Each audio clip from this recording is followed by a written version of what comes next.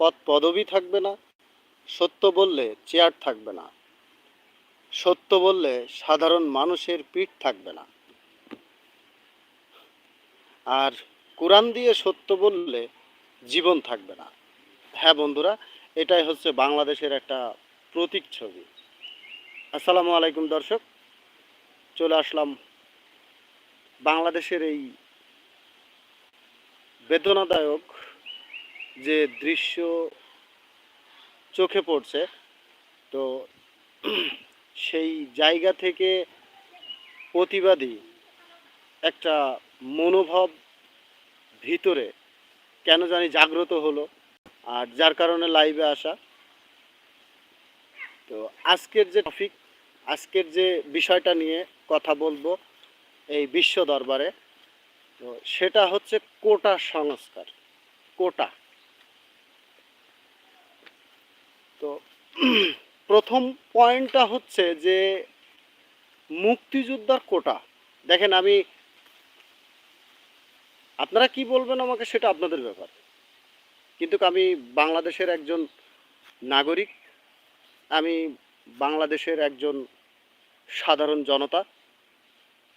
মুক্তিযোদ্ধাদের প্রতি আমার চুল পরিমাণ যে সম্মান নেই বা শ্রদ্ধা নেই তা কিন্তু নয়, কারণ এটা স্বাধীনতার মূল শক্তি হচ্ছে মুক্তিযোদ্ধারা, যারা রক্ত দিয়ে জীবন দিয়ে এই দেশের অর্জিত স্বাধীনতাকে আমাদেরকে বেঁচে থাকার, সুন্দরভাবে জীবনযাপন করার সুযোগ করে দিয়েছে। তাদেরকে আমি পরম করুণাময় অসীম দয়ালু আল্লাহর কাছে প্রার্থনা করি, তাদেরকে জান্নাতুল ফেরদৌস নসিব করুন আল্লাহ। তো এখন মুক্তিযোদ্ধাদের বিষয় নিয়ে যেটা বলতে চাচ্ছি আমি, সেটা হচ্ছে যে বাংলাদেশে আমার নজিরে দেখা, আমার বাস্তবতায় দেখা যে অনেক মানুষ মুক্তিযোদ্ধা করেছে অথচ তাদের কোনো সার্টিফিকেট নেই। আর আমার নিজ গ্রামে, আমার নিজ এলাকায় একজন মানুষ, তার বাপ চোর ছিল, চোর। কোথাকার কি কোনো প্রবলেম হয়েছিল, হওয়ার পরে পেটের উপরে ধান দিয়ে পাড়িয়ে তাকে মেরে ফেলা হয়েছিল। সে মোট জীবনে মুক্তিযোদ্ধার মৌ কখনো বোঝে না বা জানে না, অথচ তার ছেলে জেলা ভিত্তিক যে নেতাগুলো আছে তাদের রেফারেন্স নিয়ে অলরেডি মুক্তিযোদ্ধা সার্টিফিকেট তৈরি করে ভাইয়ের চাকরি দিয়েছে, ওয়াইফের চাকরি দিচ্ছে, ইত্যাদি বিভিন্ন সুযোগ সুবিধা নিচ্ছে। তো আসলে আমি মাননীয় সরকার প্রধানকে দৃষ্টি আকর্ষণ করব যে আসলে যারা মুক্তিযোদ্ধা তাদের কোটা দেন, সমস্যা নেই। আসলে যারা মুক্তিযোদ্ধা তাদের কোটা দেন, কিন্তু যারা মুক্তিযোদ্ধা সাজার চেষ্টা করছে বা মুক্তিযোদ্ধার সন্তান সাজার চেষ্টা করছে তাদের বিচার, আমি তাদের প্রতি আমি প্রতিবাদ জানাই যে এটা খতিয়ে দেখা হোক। এটা আসলে বিশ্ব দরবারে একটা চিটিং, সর্বোচ্চ একটা চিটারি। তো দ্বিতীয় পয়েন্ট হচ্ছে যে রাষ্ট্রের মেরুদণ্ড, হ্যাঁ, রাষ্ট্রের মেরুদণ্ড আপনারা কিন্তু একেবারে ভেঙে চৌচির করে দিচ্ছেন, তছনছ করে দিচ্ছেন। কোন একটা জায়গায় পড়েছি, ব্যক্তিটার নাম আমার মনে নেই, তো বিষয়টা লেখা এমন ছিল যে তুমি কি আমাকে একটা শিক্ষিত মা দাও, আমি একটা শিক্ষিত জাতি উপহার দেবো। তা আপনি তো বাঙালি জাতির মা, তাই না? আপনি তো শিক্ষিত, তাহলে এই স্টুডেন্টদের নিয়ে এত কেন রাজনীতি? আপনার কাছে আমি বিনীতভাবে অনুরোধ করব যে এই নোংরা চিন্তা চেতনা ভিতর থেকে বাদ দেন। আসলে কাঠামো, মেরুদণ্ড শেষ করছেন কিভাবে? লেখাপড়ার মান উন্নয়ন কিন্তু অনেক কমে গেছে। সেক্ষেত্রে এখন বর্তমান যে আন্দোলন শুরু হয়েছে, বাকবিতণ্ডের মধ্য দিয়ে রক্তারক্তি ধস্তাধস্তি শুরু হয়েছে, তো সেটার বিষয় নিয়ে আজকে আমি কিন্তু লাইভে আসছি কথা বলার উদ্দেশ্যে। আর প্রতিবাদ করার ক্ষমতা আমার নেই, কেন ওই যে শুরুতেই একটা শিরোনাম বলে আসছি না, যে সত্য বললে চেয়ার থাকবে না, সত্য বললে জীবন থাকবে না, সত্য বললে ইত্যাদি ইত্যাদি, না জানি কত লোকের কত কিছু হারিয়ে যাচ্ছে। আর সম্মানিত, আবারও বলছি, সম্মানিত ছাত্রলীগ ভাইয়েরা, আপনারা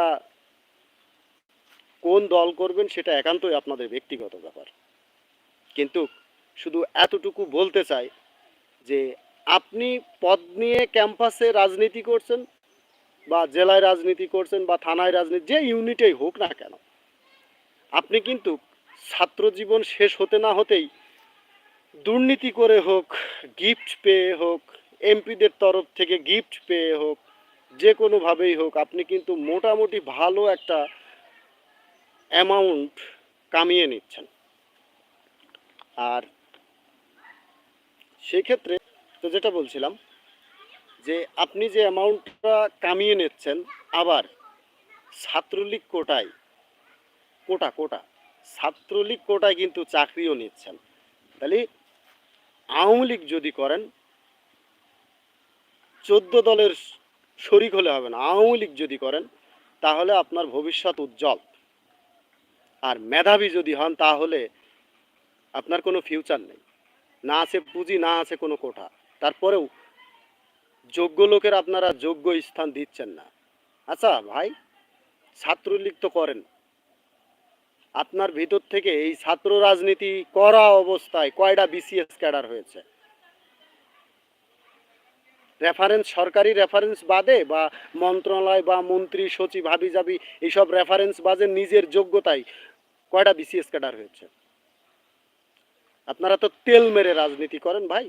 তো এই তেল মারা রাজনীতি বাদ দেন, কোটা দেন, সমস্যা নেই। আবার অনেক সমস্যা, একটা বাবা মা আশাবাদী, লক্ষ লক্ষ টাকা খরচ করে একটা সন্তানকে চাই যে শিক্ষিত করবে, তার ভবিষ্যৎ একটা চাকরি হবে।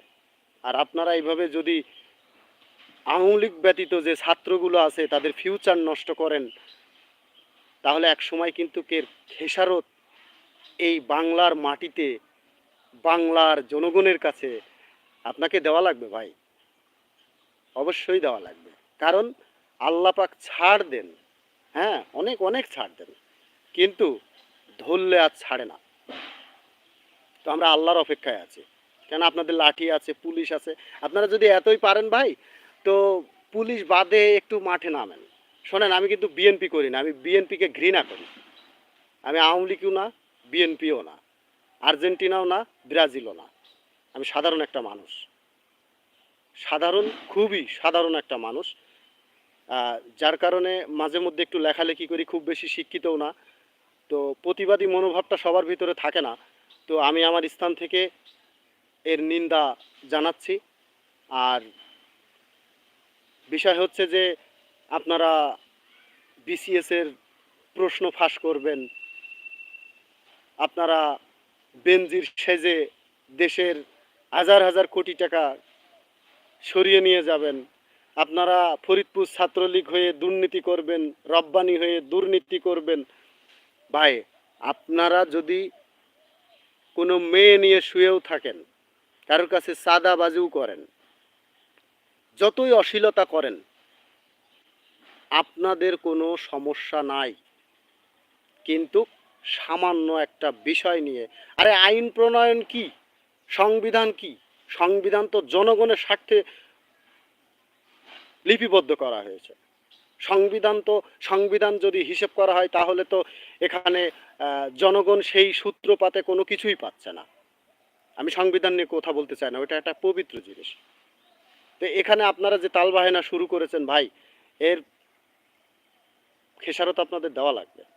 এই বাংলার মাটি, বাংলা মানুষ কিন্তু প্রতিবাদী মানুষ। এরা যুদ্ধ করে যদি স্বাধীনতা ফিরিয়ে আনতে পারে, তাহলে এরা অনেক কিছু করতে পারে। সেটা আমি আপনিই দেখব এই ছাত্ররা কি করে। আর ছাত্র ভাইদের উদ্দেশ্যে একটা কথা বলতে চাই, আপনারা আপনাদের আন্দোলন চালিয়ে যান, 1 মিনিটের জন্য পিছপা হয়েন না। আমিও এক সময় ছাত্র ছিলাম, এখন আমি ছাত্র না। তো ছাত্রদের দরদটা আমি বুঝি। আপনারা ছাত্রলীগ হলে যেখানে কোনো সিভির সব জায়গায় সুপারিশই পান, লেখাপড়া অধ্যয়নের সুযোগ পান, অথচ এমনি সাধারণ ছাত্র হলে কোনো বেল নাই। তাহলে আপনারা সব সুযোগ সুবিধা নেবেন, মানে আওয়ামী লীগ করলেই বাঙালি বাঙালি, আর আওয়ামী লীগ না করলেই রাজাকার রাজাকার, এটাই বোঝাতে চাচ্ছেন আপনারা।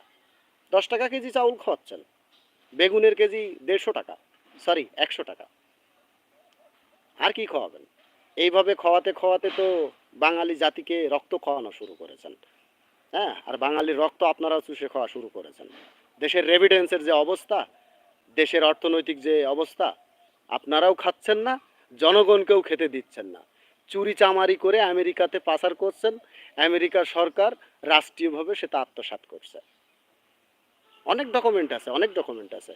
যারা পদপদবি নিয়ে মন্ত্রিত্ব হয়ে বা বিভিন্ন চেয়ারে বসে দুর্নীতি করে বিদেশে যে টাকাগুলো পাচার করেছে, এদের বরাতে নেই। আল্লাহর বিচার কোথায়? কোথায় আল্লাহর বিচার? এই দুনিয়াতেও তো আছে, পরকালে আছে, দুনিয়াতেও তো আছে। আপনারাও খেতে পারবেন না, জনগণেরও খেতে দেবেন না। বিএনপি, এদেরও দোষ আছে, কিন্তু বিএনপি রাজনীতি এত নষ্ট করিনি। এরা দেশের বাইরে এত টাকা পাচার করিনি। এরা যাই করেছে দেশেই করেছে। আপনি দুর্নীতি করেন, দুর্নীতি করে টাকাটা দেশে রাখেন, দেশে রেখে একটা কর্মসংস্থানের ব্যবস্থা করেন। আমি জন বেচবো, আরেকজন জন বেচবে, বা আমার দেশের যে কোনো একজন নাগরিক এই বিষয় নিয়ে সেখানে একটা কর্মসংস্থান পাবে। কিন্তু আপনারা যদি টোটালেই দেশের বাইরে পাচার করেন, আপনারা কি খেতে পাচ্ছেন? পেরেছেন খেতে? পাচ্ছেন না। আপনারাও খাচ্ছেন না, জনগণকেও খেতে দিচ্ছেন না, তাতে ক্ষতিগ্রস্ত, আরও বদনাম নিচ্ছেন। তো ভাই এগুলো বাদ দেন, এগুলো বাদ দেন, এগুলো। আর আপনাদের লাঠি আছে, পুলিশ আছে, তো সত্যি বলতে কি শুনবেন, এক সময় দেখবেন যে পুলিশ লীগ আর ছাত্রলীগ বেঁধে গেছে, মাঝে মধ্যেই তো বাঁধে। তো কোনো একদিন বেঁধে যাবে, আর সেদিনকেই কিন্তু গদে চলে যাবে, যাবে যাবে কনফার্ম। কারণ পুলিশ দেখবে আমার ক্ষমতা কম না, আর ছাত্রলীগ দেখবে আমার ক্ষমতা কম না। ক্ষমতায় ক্ষমতায় বাহাদুরি চলবে এবার, রাষ্ট্র জ্বালাজালি। দেখেন, একটা কথা বললাম, এখান থেকেই আপনাদের পতন আসবে। আর ছাত্র ভাইদের উদ্দেশ্যে যে কথা বলছি, এরশাদের যে আন্দোলনটা ছিল আমি দেখিনি, আমি খুবই ছোট তখন, বা হইনি। তো এরশাদকে কিন্তু টেনে হেঁচড়ে রাস্তায় নামিয়েছে এই ছাত্ররা। অধিকার আদায়ের স্বার্থে আন্দোলন অব্যাহত রাখতে হবে, এবং নিজের অধিকার নিজের পায়ের নিচেই, এই মাটিটা যে নিজের, সেটা প্রমাণ করতে হবে। আরেকটা বিষয় নিয়ে কথা বলবো, আরেকটা পয়েন্ট, তো সেটা হচ্ছে democracy is a government of the people, by the people and for the people. গণতন্ত্র, এই মুক্তিযোদ্ধার রক্তমাখা লাশের ছবি মিছিলের আগে দিয়ে পেছনে কি করছেন? বিরাট মুক্তিযোদ্ধার চেতনায় আছেন, বিরাট মুক্তিযোদ্ধার চেতনা নিয়ে ব্যস্ত আছেন। মুক্তিযোদ্ধারা দেশ স্বাধীন করেছে আপনার এই দুর্নীতি করার জন্য, এই গণতন্ত্র হত্যা করার জন্য। আপনারা কাঠি করবেন কার? মামুনুল হকের, দেলোয়ার হোসেন সাইদির, যারা আল্লাহর কথা বলে, ইসলামের কথা বলে, তাদের কাঠি করবেন। আর বেনজিরির মতন লোকের যেখানে বসাবেন, ওখান থেকে আবার দুর্নীতি করিয়ে পাচার করিয়ে দিয়ে মামলা দিয়ে দেবেন। বেনজিরির মতন লোকের নিয়ে বিচার করবেন না। এখানে আইন অন্ধ। বাংলাদেশের আইন স্বাধীনভাবে পরিচালিত হতে হবে, তাহলেই হবে গণতন্ত্র। এই হ্যালোই বিচার, এগুলো বন্ধ করতে হবে। তো সর্বোপরি ডেমোক্রেটি নিয়ে যেটা বলতে হয়, যে গণতন্ত্র জনগণের কল্যাণের জন্য, জনগণ দ্বারা পরিচালিত, আর গণপ্রতিনিধিত্বমূলক শাসন ব্যবস্থা। আমেরিকার 16তম প্রেসিডেন্ট আব্রাহাম লিঙ্কনের কিন্তু এই বাণীটা বিশ্ব দরবারে এখনও কিন্তু স্বর্ণ অক্ষরে জলজল করছে। আর আপনারা সেই গণতন্ত্রকে হত্যা করছেন। সংবিধান থেকে গণতন্ত্র নামটা মুছে দিয়ে একনায়কতন্ত্র করার চেষ্টা করেন। এই বলে আজকের মতো বিদায় নিচ্ছি। আর ছাত্র ভাইরা যে ছাত্রছাত্রী মারা গেছে, আল্লাহ তাদেরকে ক্ষমা করুক, তাদের জান্নাত নসিব করুক, এই বলে আজকের মতো বিদায় নিচ্ছি। আল্লাহ হাফেজ। তবে এই বিষয় নিয়ে আবার আসবো, আবার কথা বলবো।